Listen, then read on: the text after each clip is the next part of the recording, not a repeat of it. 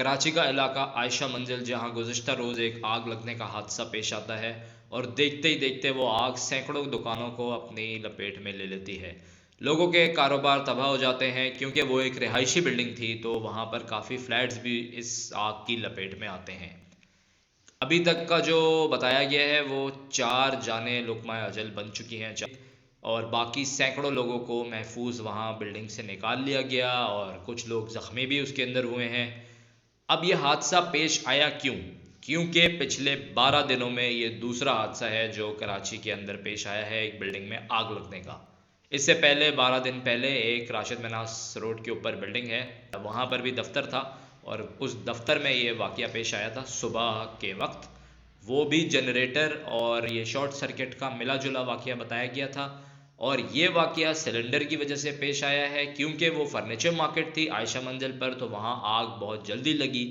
Foam की दुकानें थी, लकड़ी का काम था, तो इस वजह से वो आग फैलती गई और लोगों के घरों तक, फ्लैट तक, रिहायशी बिल्डिंग में ऊपर तक वो आग चली गई। बुझाने में काफ़ी टाइम लग गया क्योंकि हमारे पास जो आलात हैं, जो हमारी टेक्नोलॉजी है, वो अभी तक इस काबिल नहीं हुई है कि फ़ौरी तौर पे किसी हादसे पे हम कंट्रोल पा सकें।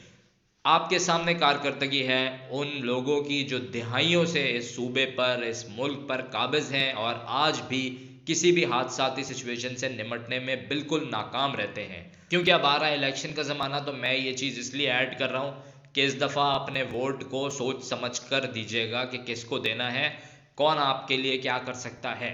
तो अब इस हादसे के बाद बहुत सारे सरकारी ओहदेदार वहाँ पर पहुँचे, मेयर कराची खुद भी गए, कमेटी तश्कील देने की बात की। जब वो बिल्डिंग अब कूल डाउन हो गई है तो कहा गया है कि अब इदारा जो बिल्डिंग कंट्रोल है वो चेक करेगा कि ये बिल्डिंग रहने के काबिल है, वहाँ पर कारोबार हो सकता है या नहीं हो सकता, फिर उस बेसिस पे इस बिल्डिंग को खोला जाएगा।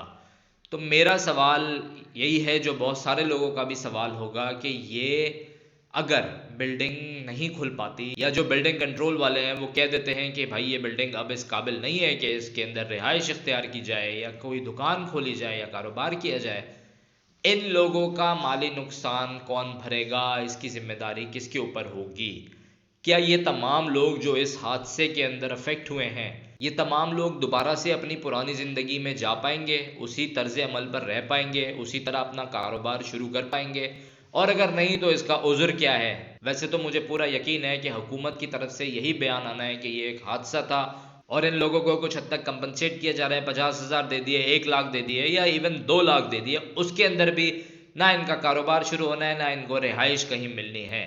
तो अब जैसे जैसे तफसीलात आती जाएंगी इस वाक़ये की, मैं आपको आगाह करता रहूँगा। उसके लिए आपने सिर्फ एक काम करना है, चैनल को सब्सक्राइब कर लेना है और अगर वीडियो पसंद आए तो वीडियो को लाइक कीजिए। अल्लाह पाकिस्तान का हामी नासिर रहे।